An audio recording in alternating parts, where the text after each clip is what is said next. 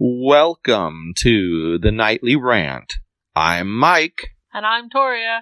This is the show where we talk about the awful things that have happened in our day, the awesome things that have happened in our day, and all the things in between. Thanks for listening, and we truly hope you enjoy.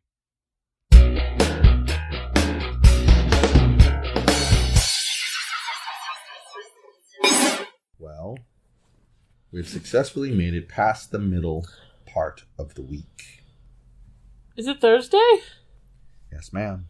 Oh, yeah. That means tomorrow's Friday. I thought today was Wednesday for some reason. No. But today was interesting because it was the junior high cross-country championship day. Yeah, and Mitchell killed it. Yeah, he came in the top half. I'm impressed. Came in the top half. His leg was bothering him yesterday. He didn't let it psych him out. His leg was bothering him today. Yeah, he ran through it. What I mean is he knew in advance. Yeah. He didn't let it psych him out. I see. He ran through it.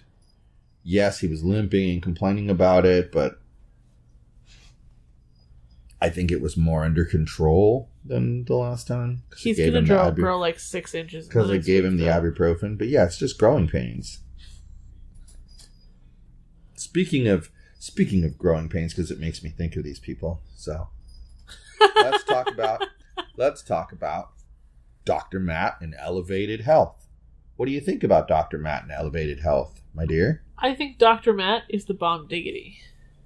Why is Dr. Matt the bomb diggity? Can you give me 2 qualities that make him the bomb diggity? He's a nice, decent, non-anxiety inducing human being, for one.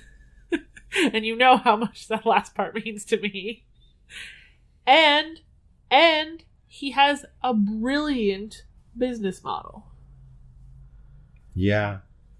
But see, I think you hit on half of the important part to me. I know that's important to you. I'm not saying it's not important. I'm saying you hit on half of I shouldn't have said the important part. I should have said you hit on half of my important part. Okay. Which is those elements in the front about him being a decent human being, non-anxiety inducing? Yes. Yeah, that's what you said.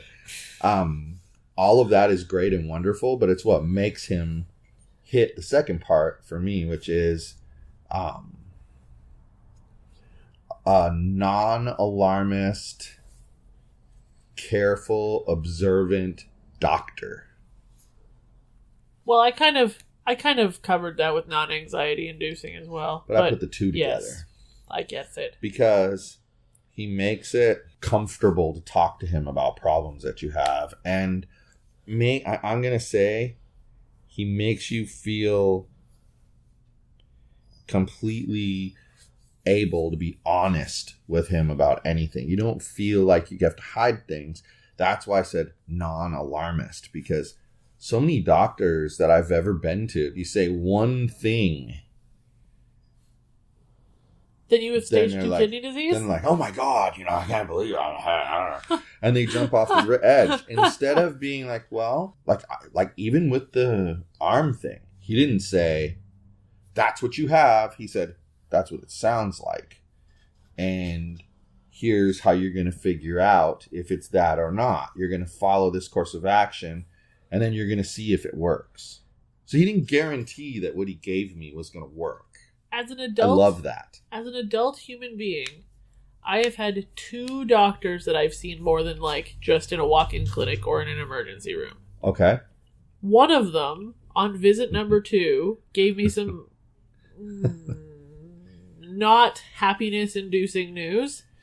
And then this news may or may not have caused salt water to leak from parts of my face. Yeah. He told me I wasn't allowed to cry in his office because he couldn't handle that, and he walked out of the office. I don't feel like that's how Dr. Matt would react to that. No, I feel like Dr. Matt would handle that significantly better. And so, why did I think about him? It's because I just read a post about how they got some kind of post or pre, I'm not sure which, must be post, authorization form in from an insurance company for some medication. Right. And they charge 2 cents a pill. Isn't that crazy? So why is it even worth the time for the insurance company? And then having them waste Dr. Matt's time having to fill out the form. Why is it worth it to them for that? For 2 cents? It really shouldn't be. I mean, you think about it. Why do you think insurance companies charge as much money as they freaking do? Because they waste all of those dollars and cents on bureaucratic bullshit and red tape and paperwork and absolute... Ow, that really hurt. My thumb just cracked. Absolute nonsensical crap that makes no sense. Exactly. Which That's is what nonsensical is, by the way. I like that. It's nonsensical crap that makes no sense. I feel like it had to be said twice. Which doesn't make sense. So don't even. I feel like even Parker knows better than that. He sometimes makes no sense. I'm in shock because my thumb hurts. Leave me alone. So, here's the thing, though. I feel like... I understand that we don't have the whole entire story, but I feel like he's saying in his post, he's inferring that he's going to charge the insurance company 2 cents a pill. Because he said, is 2 cents really worth their time and mine? Yeah, it sounds like he's just going to charge the insurance them 2 company. cents, the same amount of money that he would charge you and me. Yeah. So why am I bringing that up? That's ethical. It's so ethical. Like, I wouldn't fault him for charging them 4 cents and us 2 cents. I seriously wouldn't. Or 50 cents and them and people 2 cents because the insurance company's going to pay it. They wasted all that money on sending paperwork and having somebody deal with the paperwork. But I'm just saying that. I'm just saying that an upsell, like if he upcharged it rather, I would think that was perfectly fine and ethical. Yeah, it'd be a paperwork fee. But what he has done is even more ethical because he's come up with a baseline of what he needs to make his practice work in terms of dollars and cents. Right. And he doesn't try to gouge your eyeballs out to get there. I feel like if he gouged your eyeballs out, it would just cause more work for him. Well, yeah, because I think people would start pushing things through to their insurance. Well, I just meant with the gouging and the stabbing and him being a doctor. You were trying to make a joke, and I was trying to be serious. And so literally everybody else in the world got the joke, except for you. Completely missed it. I don't know. If you did not get the joke, you can send us an email at podcast@fitnessexpose.com and just tell us, I didn't get the damn joke. Now, if you got the joke, I have a prize for you. Send us an email at podcasts@fitnessexpose.com and we will mail you a Tide Pod. Do not naturally select the people who get my jokes. Woo! She picked right up on it. Not your offer to make. It is. No! I insist you take it back. I am the vice president in charge of marketing. How about if these lovely people Yogi put me in charge of this. Understand my beautiful sense of humor send us an email? I'll mail you a Tide Pod. Yogi, tell her. Yogi says, are you listening? Yogi says, Victoria. You said Victoria? Yeah, he said Victoria. Ruh-roh, I'm in trouble. You're in trouble. He's using your name. He says, Daddy is right and you are wrong. That's funny because earlier he told me his daddy was full of shit. He has been made the vice president of marketing. So he gets to make the decisions about these things. And the Tide Pod idea is his now. So stop it. That came from the boss, man. Yogi of... Guys, you're listening to this on Yogi's podcast network. Who is Yogi? Well, he's right here to my right. He's about 15 pounds. He's about 6 inches off the ground. Oh. He's about maybe 20 inches long. And he's a massive dick. And he's furry and cute, and everybody loves him. His name is Yogi.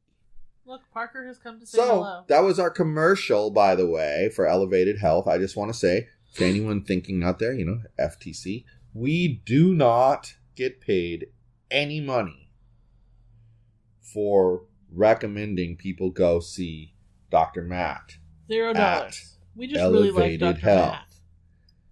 And so Dr. Matt, I promised him a shout out. So there's the shout out. But hold on a second. We also really like Daniel. We have to throw this out. Who? Daniel of the Dr. Matt office. I don't know a Daniel of the Dr. Matt yes, office. Yes, you do. No. Yep. No. Don't make my life difficult. Daniel who? I don't understand what you're talking about. There's the girl at the front desk, and then there's the doctor. You're the worst. And then there's the comedic relief in the middle.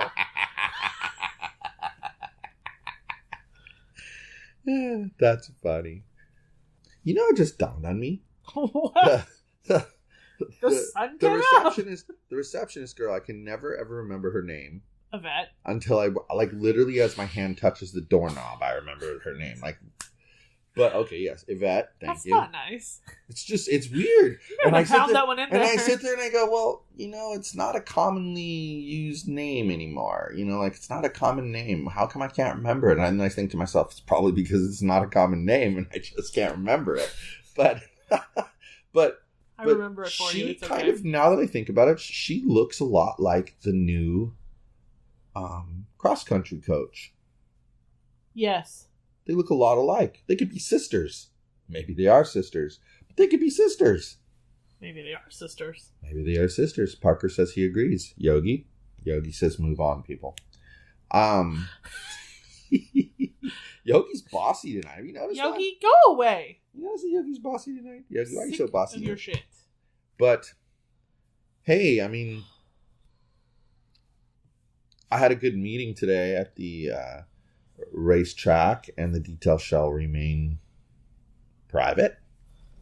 Let's be real now. The best part of today was that you replaced the remote for the TV so that we could watch Catfish. Oh my gosh, yeah, I was going to throw that remote at the wall, the old one.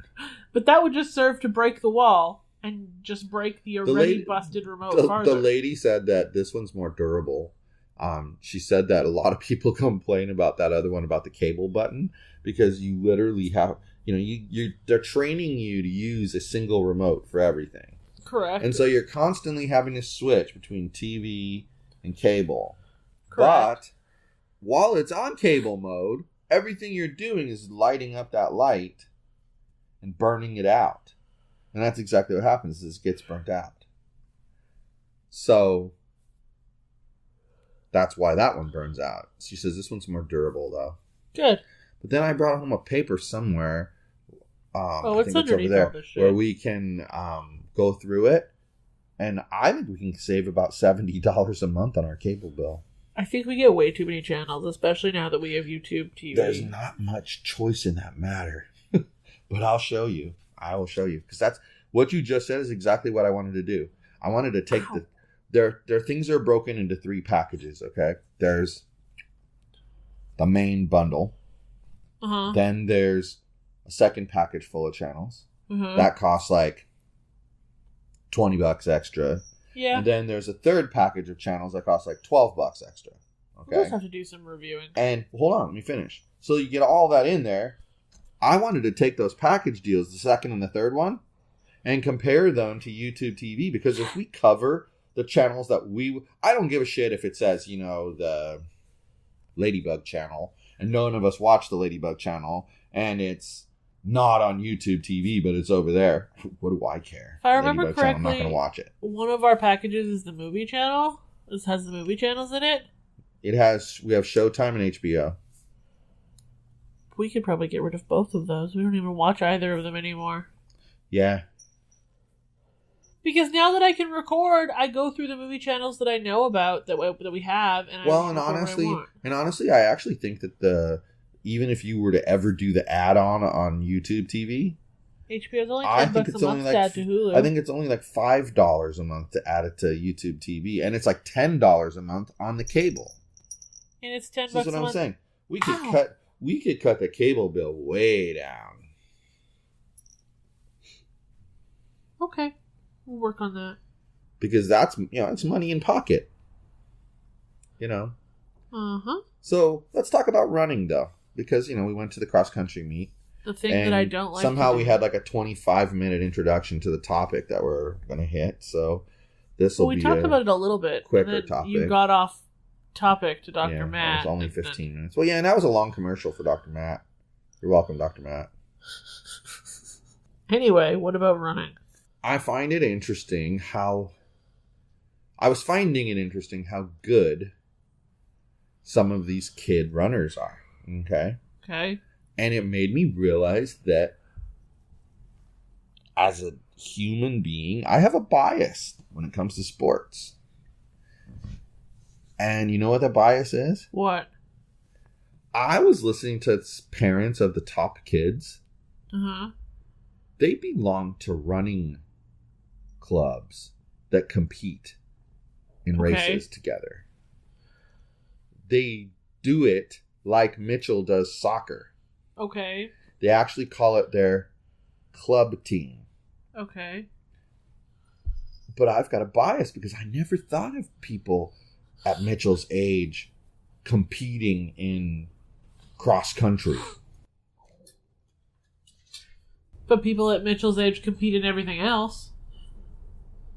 Yep. Guess it makes sense. I don't know. Sports aren't really my thing, so I know very little about any of them. Well, it's just different, because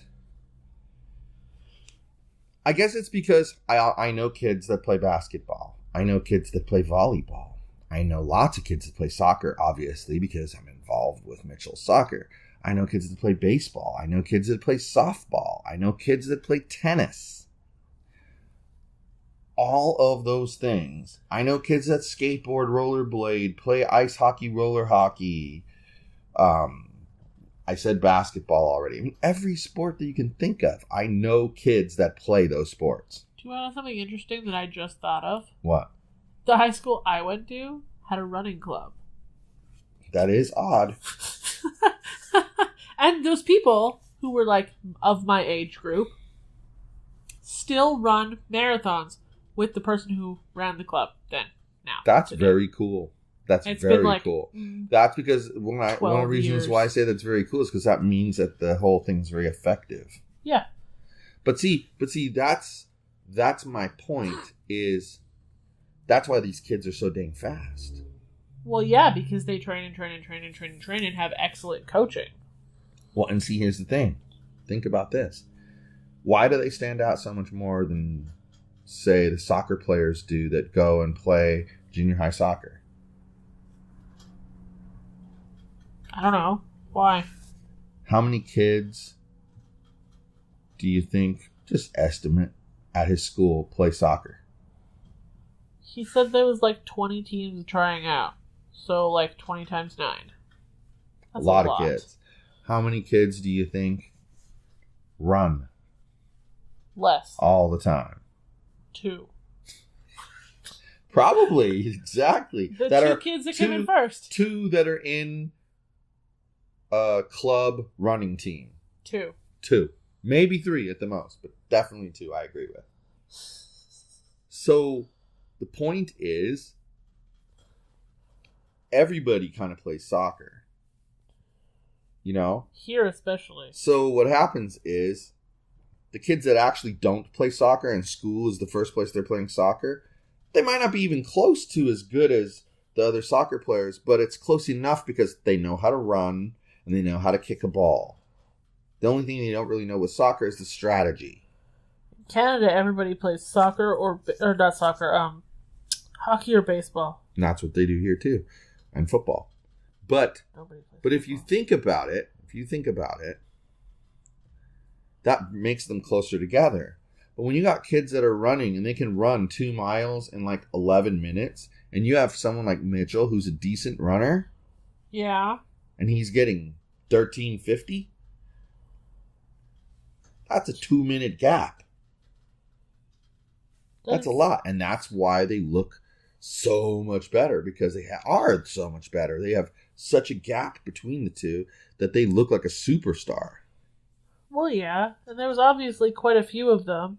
But then again, it was the final. So, of course, all the superstars were there from all the schools. Right. But that to me, if I was seeing this same thing happen with soccer, and there were kids who don't normally play soccer, but they were picked for the all-star team because they were that good, I would be super impressed by that. Well, that's essentially what's happened here. Right. You're getting picked for the all-star team. The all-star team. Super impressed, though, because, like, Mitchell's school, 7th graders took first place. Yeah. And, like, his friend, Steven, he was only, like, maybe 10 spots behind Mitchell. He probably would have been a lot faster if he would have eaten something today. Yeah. Steven. That kid is a really nice kid. I know. Like, polite. He ate food. He wasn't going to eat it in the car because his mom doesn't let him eat in the car. I said it was fine. You could eat in the car. Then he took his trash with him. Yeah. That's huge to me. I know it sounds stupid, but it's not. It's huge to me. He had enough respect for the fact that it was your car to take his junk. Yes. Super proud of those kids. And you could tell that he was truly, like, ravenously hungry. Yes. By, like, the internal struggle he was having between you spending $4.29 on him and him being starving. Yes. But, come on. I mean, and that's the thing, is I was a little worried that maybe he wouldn't participate in cross country next year. Yeah. Because it's a lot of traveling. Well, it's a lot of places to go, and maybe I don't know what his parents' situation are. I don't know them well enough. So I was thinking, since he said it was the first sports thing that he's done, heck, part of it could be because of his health and how it was before. And that, to me, that's amazing. It makes me feel so good to see him running and doing so well after he had that whole cancer scare. Yeah. He's a strong kid and a well-behaved kid, and his parents did a great job raising him. So that's why I told him, do not pass up on cross country because of transportation. Heck, we'll even take him home if it's not your day. Yeah. Of course. I don't have any problems helping him. None. There's never any hard feelings doing something nice and simple for someone who appreciates it so much. Yeah. Well, it's like we've talked about before. Nobody likes being taken for granted. Exactly. So, yeah. So now we've given Steven a shout out on our podcast. Yes, we have. What is it? Shout out Thursday? Sheesh. So, the running thing, that's my thought process on the running thing. I think that they stand out more because there's less other kids who do it. Soccer, there's probably 70% of the kids do it. Or have done it at some point. Yes, or have played. Because, by the time they hit 13, 14, they could have played when they were 8, 9, or 10 years old and then quit. Right. Like Alyssa, for instance. Right. Perfect example.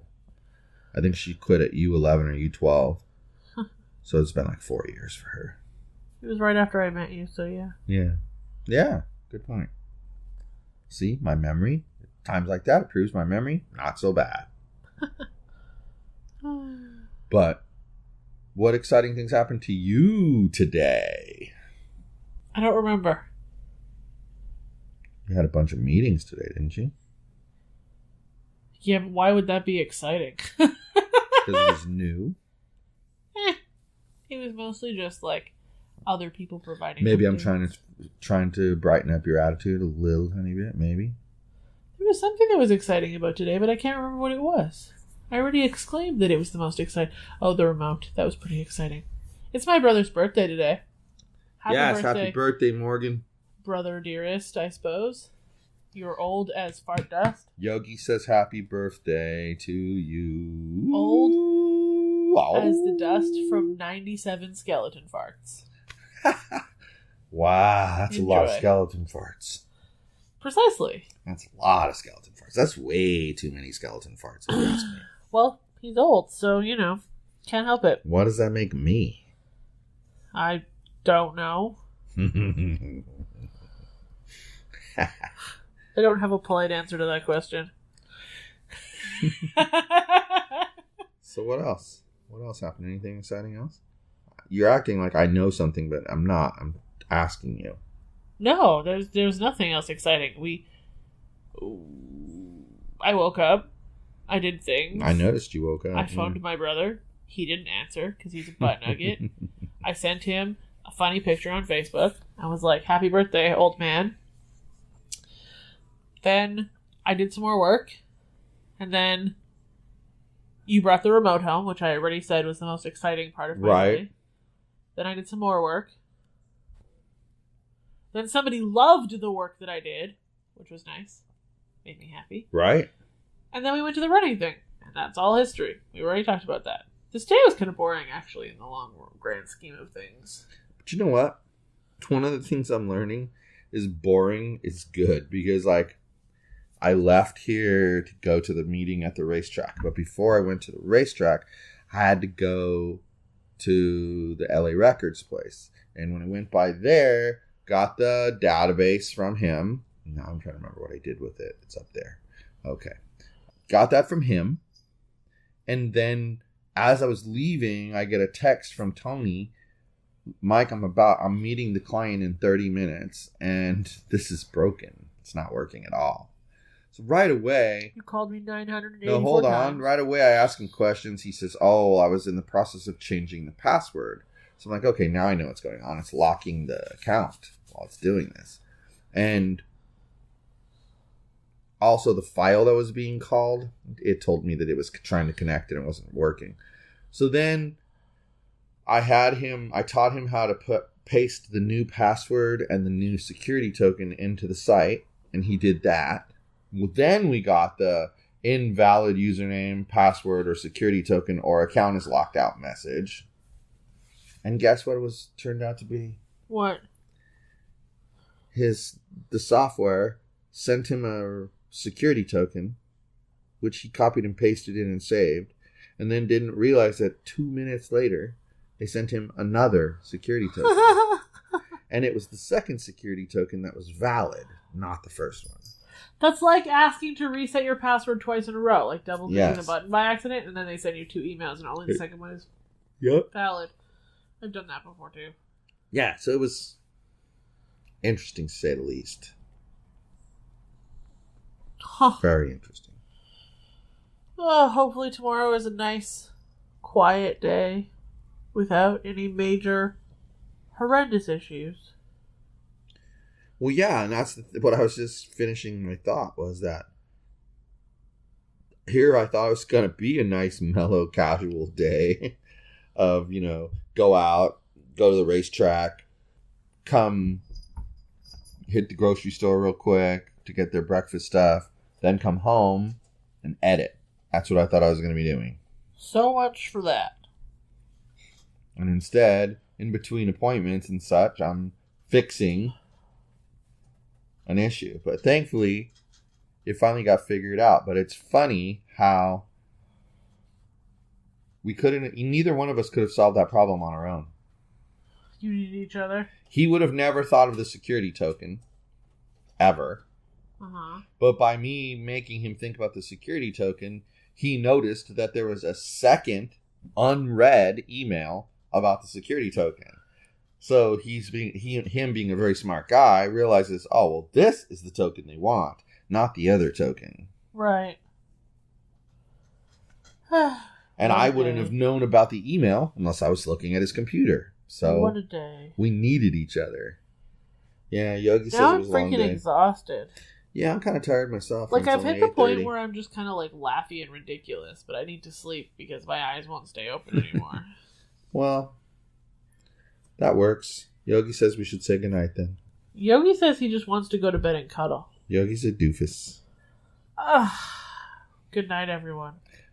Hasta la bye-bye.